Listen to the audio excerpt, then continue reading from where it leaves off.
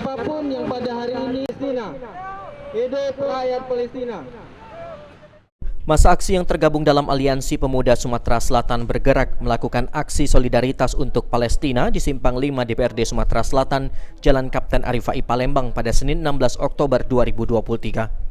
Aryadi selaku founder Yayasan Sahabat Juang Indonesia mengatakan Aliansi Sumatera Selatan bergerak merupakan gabungan dari berbagai organisasi kepemudaan di Sumatera Selatan yang peduli Palestina, tentunya untuk turut berdoa untuk kemerdekaan Palestina. Hari ini namanya Aliansi Pemuda Sumsel Bergerak. Ini gabungan dari kolaborasi teman-teman dari kami Sumatera Selatan, ada juga dari Sahabat Juang Indonesia, ada dari FSLDK Sumatera Selatan, ada PII, ada juga Hima PUI dan teman-teman lainnya. Jadi ini kolaborasi dari pemuda-pemuda yang peduli sama Palestina, dan kita sama berdoa semoga Palestina bisa merdeka tanpa jajahan lagi.